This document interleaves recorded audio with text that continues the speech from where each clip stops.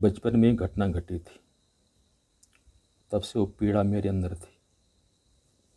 मेरा जन्म भी इसी पहाड़ का ही है। अच्छा। जब मैं 5वीं क्लास पास करके 6ठी क्लास में गया मिडिल स्कूल में, आज तो डिग्री कॉलेज हो गया, तो हमें ये आदत थी कि सुबह उठ के जब शाम को सोते थे तो टोपी पहनते थे पहाड़ में पहले, है ना। आपको तो नहीं पता, आपने टोपी नहीं देखी होगी, लेकिन हमारे टाइम पे टोपी हर व्यक्ति टोपी पहनता था। शाम को सोते थे तो टोपी उतार के अपने तकिए के नीचे रख देना, सुबेरे उठ के पहले टोपी सिर में रखना। आपने सारे कपड़े पहने हो, टोपी नहीं पहनी है, ऐसा लगता था कि मैं बिल्कुल नंगा हूँ, ठीक है ना। तो जब हम 6ठी क्लास में गए तो वहाँ टोपी उतार दी गई कि टोपी यहाँ नहीं पहन सकते।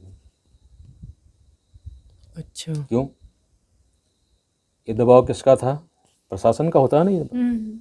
ये सारे काम प्रशासन ही करता है कि इनको हमने डाइवर्ट करना है, तो कैसे कर सके, ठीक है ना। उस समय और प्रार्थना कराई जाती थी। देखिए आदमी को कैसे, पीढ़ी को कैसे चेंज किया जाता है। ये जो राजनीतिक लोग हैं, जो शिक्षा से संबंधित सामाजिक परिवर्तन कैसे किया जाए, हमारे अनुकूल कैसे हो जाए, ठीक है ना। तो प्रार्थना कौन सी होती थी उस समय? उसके एक लाइन में आपको बता दूं, वह शक्ति हमें दो दया निधि कर्तव्य मार्ग पर डट जावे, पर सेवा पर उपकार में जग जीवन सफल बना जावे। जो है अटके और भूले भटके, उनको तारे और खुद तर जाए, है ना। मैं उस वक्त करीब 12-13 साल का था। तो हमने सोचा ये कविता तो बड़ी अच्छी है, जिसने भी लिखी है, जिसने विद्यालय में करने के लिए बताया है, अच्छी है, लेकिन इस कविता को हम अपने जीवन में कैसे उतारें, कौन सा रास्ता है। समय व्यतीत हुआ, ईश्वर की कृपा हुई, जीवन में परिवर्तन आया, आध्यात्मिक जीवन शुरू हुआ। तो हमने इस पर खोज किया फिर कि मनुष्य का सर्वांगीण विकास किस प्रकार किया जाए। क्या चीज़? सर्वांगीण विकास कैसे किया जाए, कम से कम समय में और कम से कम इंस्ट्रूमेंट की ज़रूरत पड़े हमें। आडंबर जहाँ बिल्कुल ना हो, तो 20 साल लगातार साधना तपस्या करी। शुरू में 7 साल तो मैं यहाँ पे रहा, उसके बाद हिमालय चला गया। वहाँ कैसे कैसी जगहों में रहा मैं नहीं बता सकता, है ना। हिमालय की वो दुर्गम, जैसे स्वर्गारोहणी है, बासुकी ताल है, सतोपंत है, सहस्त्र ताल है, बहुत ऊंचाई पर है। वहाँ 15 साल लगातार मैं रहा, नीचे नहीं आया बिल्कुल भी, ठीक है ना। और वहाँ जहाँ भी आसपास में कोई विद्यालय होते थे, उनमें एक्सपेरिमेंट भी करता था। जो मुझे अनुभूति होती थी, मैं विद्यालय में टीचर को जाके बता देता तो बच्चों से इस मंत्र का जप करवाओ, लगातार 3-4 महीने। फिर मैं वहाँ जाता था, क्या बच्चों में क्या परिवर्तन आया है, शिक्षक के अंदर क्या परिवर्तन आया है। फिर हमने उस पर शोध किया, अब क्या किया जाए। इस प्रकार अनेक प्रकार, जैसे एक साइंटिस्ट होता है ना, दवाई बनाता है तो टेस्ट करता रहता है। तो 2015 के बाद हमने विद्यालय में जाना शुरू किया। मैं आपको वीडियो दिखाऊंगा इसमें अभी। तो हमने क्या देखा है कि जो मनुष्य के जीवन की धुरी है, क्या है? ज्ञान है। ज्ञान कहाँ से प्राप्त होता है? माँ भगवती सरस्वती से, है ना। जीवन स्टार्ट होता है तो पहले ज्ञान प्राप्त किया जाता है। धन और शक्ति प्राप्त हो भी जाए और हमारे पास ज्ञान नहीं है, तो वो धन शक्ति हमारे लिए किसी काम की नहीं, ठीक है। तो मैं विद्यालय में उस जाता हूँ और वो करवाता हूँ केवल 5 मिनट। एक दिन जाता हूँ एक विद्यालय में, और उसके बाद उन लोगों ने बच्चों से करवाना है। उसमें क्या फ़ायदे हैं? अगर 500 बच्चे हैं किसी एक विद्यालय में और वो 5 मिनट इस मंत्र का एक साथ एक ध्वनि में उच्चारण कर देते हैं तो 500 माला प्रत्येक बच्चे की हो जाती है। होती नहीं होती है? प्रत्येक बच्चे की 500 माला होती है। और दूसरे दिन उन्होंने किया तो 1000 माला हो गई, है ना। इस प्रकार से 1250 माला का 1.25 लाख मंत्र जप हो गया उनका। एक महीने में कितना हो गया, साल में कितना हो गया, ठीक है। तो हमने उसका प्रभाव भी देखा है मध्य प्रदेश में। मैं अभी गुजरात से आया हूँ, अभी आया हूँ, आपसे 1 घंटा पहले आया हूँ, इसलिए सामान सारा बाहर फेंक रखा है। गुजरात में प्रोग्राम करके आया था मैं। जितने विद्यालयों में आज तक किया है, जो भी व्यक्ति उस आवरण के अंदर रहेगा, ठीक है ना, उसको अगर कंटिन्यू 500 बच्चे हैं और कंटिन्यू कर रहे हैं और 90 दिन कंटिन्यू उनका हो गया, चाहे टीचर हो, प्रिंसिपल हो, आचार्य हो, किसी भी उम्र का हो, वो जो भी कार्य कर रहा हो, वो शिक्षा का कार्य कर रहा हो या इस ऑफिस में लिखने का कोई कार्य कर रहा हो, उसमें उसको परिवर्तन महसूस होता है और अच्छा महसूस होता है। अनेक स्कूलों के टीचरों ने मुझे स्वयं बताया कि महाराज जी, हम जो विषय 10 साल से पढ़ा रहे हैं उसी विषय को आज भी हम पढ़ाते हैं, लेकिन जो सरलता, जो तरलता हमारे अंदर है तब से शुरू हुई है, वो कुछ अलग है। विषय वही है, लेकिन जब से आपने हमारे विद्यालय में कार्यक्रम शुरू किया और हम करते हैं रोज़, और केवल अभी ज़्यादा दिन हुए, 3-4 महीने हुए हैं, और हमारे अंदर इतना परिवर्तन है और बच्चों के अंदर भी है। तो हमने अनेक विद्यालयों में परीक्षण किया है इसका। एक विद्यालय में 385 बच्चे थे। तो हम गारंटी देते हैं किस बात की, कि आप कंटिन्यू 90 दिन कीजिए इस काम को, लेकिन कम से कम 300-400 बच्चे आपके पास होने चाहिए, ठीक है। प्रत्येक बच्चे के अंदर परिवर्तन आएगा, आना चाहिए, ठीक। जिसके अंदर नहीं आएगा वो जिम्मेदारी मेरी है, ठीक है, लेकिन करना आपने है। तो हमने कई विद्यालयों में करवाया। तो एक विद्यालय में 385 बच्चे थे। 4 महीने बाद में उस विद्यालय में गया।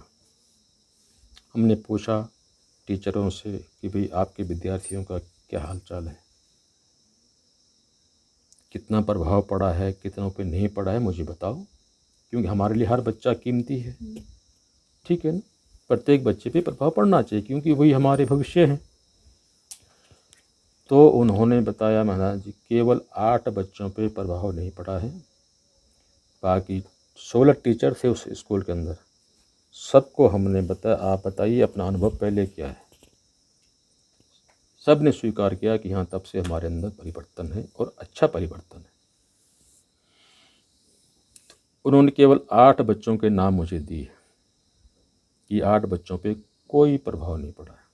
उनका ठीक है, उनको बुलाओ मेरे पास, मैं देखना चाहता हूँ उनको। जब उनको बुलाया गया, हमने बिठाया अपने पास उनको, तो हमें कोई कमी नज़र नहीं आई उनके अंदर। फिर हमने उनकी अटेंडेंस मंगाई कि नहीं, हाज़िरी दिखाओ भाई मेरे को। तो हाज़िरी क्या है उनकी, प्रत्येक महीने में 7 दिन, 8 दिन, 5 दिन। फिर हमने कहा जब ये बच्चा इस वाइब्रेशन के अंदर नहीं रहेगा, इस जो मंत्र की ध्वनि है उसके आवरण नहीं रहेगा, तो प्रभाव कैसे पड़ेगा इसको। इसकी हाज़िरी ठीक करो, इसके माता पिता को बुलाओ और उनको समझाओ बड़े प्यार से कि बच्चों को कंटिन्यू स्कूल भेजो। उसके बाद हमने फिर दोबारा संपर्क किया, बीच में कोरोना आ गया था। उसके बाद हमने अभी दोबारा, मैं वहीं गया था डायरेक्ट पहले, तो पहले फ़ोन से मैंने संपर्क किया था उनसे, आप शुरू कर दो इसको। तो उसके बाद में अभी 15 अगस्त के बाद डायरेक्ट में वहाँ गया था, तो वहाँ पता किया तो उन्होंने हमारे सारे बच्चे कंप्लीट हैं, तो आगे भी करवा रहे हैं और अच्छे संस्कार आ रहे हैं। अब पहाड़ों में हमने यहाँ तक देखा है बेटा कि बच्चे आते हैं स्कूल से, बस्ता उठा के फेंकते हैं ना पहाड़ों में। माँ गई है खेत में काम करने के लिए, कपड़े नहीं उतारे, वर्दी नहीं उतारी, खाना खाया, खेलने चले गए। माँ ने बोल रखा है वहाँ जाना, घास रखा रहेगा, कटा हुआ उठा के तेरे को लाना है, जाके ले आएगा। वहाँ क्या परिवर्तन देखा हमने, बल्कि कंटिन्यू अगर होगा तो करेगा बच्चा उस काम को, है ना। जो संस्कार हम आज भूल गए हैं, हमें नहीं पता है, वो संस्कार जागृत हो जाते हैं उस मंत्र के द्वारा, ठीक है ना। अब जो बच्चा, जब मैं वहाँ गया, मैंने कई विद्यालय में वहाँ करवाया, परीक्षण के टाइम पर भी किया मैंने। वहाँ जाता था, सरकारी स्कूल वहाँ ज़्यादा होते थे, तो उनको ज़रा सरकारी टीचरों को ज़रा सा समझाना पड़ता था, है ना, क्योंकि बोलते हैं कि सरकार का ऑर्डर नहीं है, हम कैसे करें। वो समझाते थे बड़े प्यार से, ठीक है ना।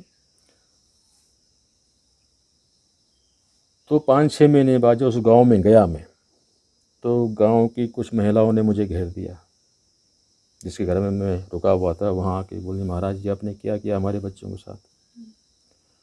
हमने कहा हमने तो कुछ नहीं किया ऐसा, आप बताओ कुछ गड़बड़ है तो मुझे बताओ।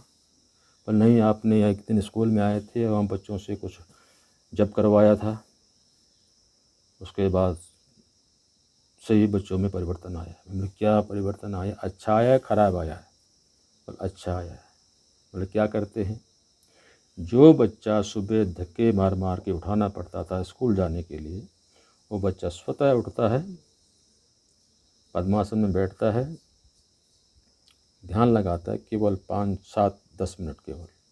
उसके बाद किताब निकालता है, पढ़ता है, फिर स्कूल जाता है। स्कूल से आता है, भोजन करता है, होमवर्क करता है।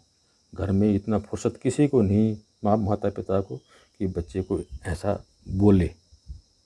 पद्मासन क्या है, हमने भी नहीं कहा कि तुमको पद्मासन लगाना है। इसका मतलब वो सरस्वती का जो मंत्र है, बीज मंत्र है, वो काम कर रहा है। बीज हमेशा काम करता है ना। आपका काम क्या है, उसमें खाद पानी डालना। हमारा काम है लड़ना समाज में, ठीक है ना। लड़ना कैसे कैसे, लड़ाई थोड़ी करनी है ना।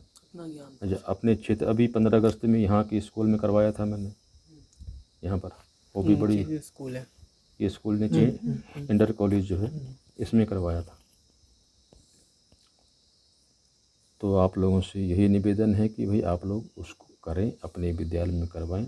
और सरस्वती दिवस के दिन तो जितना ज़्यादा, अब कीर्तन भजन भंडारा, है ना, उस समय स्कूल का समय इतना कीमती होता है मनुष्य के जीवन के लिए।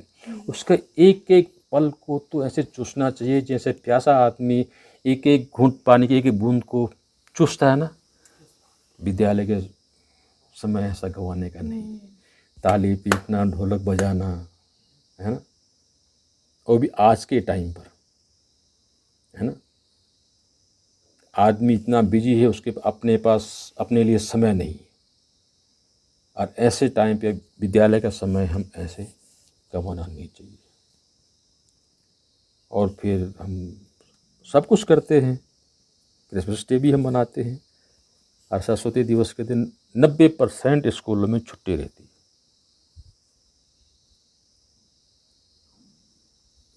बड़े दुख की बात है। अब क्रिसमस डे मनाने का हमें क्या मतलब है भाई? जहाँ जहाँ ईसाई बहुल स्कूल हैं वहाँ मना सकते हैं, ठीक है कि नहीं। किसी के धर्म से हमें कोई आपत्ति नहीं है ना, मनाना चाहिए, सम्मान सबका है। लेकिन जब हमारे बच्चे एक तरफा हैं, एक यूनिटी है अलग से, तो वहाँ पर क्यों भाई, है ना। ठीक है, जहाँ सभी समाज के बच्चे रहते हैं तो वो सभी समाज के कार्यक्रम होने भी चाहिए, ठीक है ना। लेकिन जहाँ है ही नहीं कोई, कहीं से कोई मतलब ही नहीं है, तो वहाँ भी तुम उस काम को करो। और ये ज़्यादातर प्राइवेट स्कूलों में ये चीज़ हो गया है ना। और हम जिस कार्यक्रम को करवाते हैं उसमें ना एक पैसा स्कूल का लगता है और ना अभिभावक का लगता है। एक नया पैसा खर्चा नहीं होता। हम जाते भी हैं तो हम भी एक नया पैसा नहीं लेते हैं। अपना किराया भाड़ा भी हम अपने जेब से देते हैं। हम नहीं लेते विद्यालय से, उसमें एक नया पैसा नहीं, और टाइम भी हम ज़्यादा नहीं लेते। हम कहते हैं केवल 5 मिनट आप रोज़ कीजिए सभी बच्चों को एक साथ खड़े करके। कोई बच्चा घर में करेगा, कितनी देर करेगा वो? 10 मिनट करेगा, 1 माला 2 माला करेगा, उससे क्या फ़र्क पड़ेगा उसको? यूनिटी में करेगा तो 500 माला उसकी 5 मिनट में हो जाती है, और उसका प्रभाव भी ज़्यादा पड़ता है ना। एक कंप्लेंट लेके एक आदमी डीएम के ऑफिस में जाएगा, उसकी सुनवाई कोई नहीं करेगा। अब पूरा मोहल्ला वहाँ पहुँच जाए तो डीएम को अंदर से ऑफिस से उठ के बाहर आना पड़ेगा पूछने के लिए, वही स्थिति बन जाती है। ठीक है ना। तो इस चीज़ के लिए आप लोगों को काम करना चाहिए।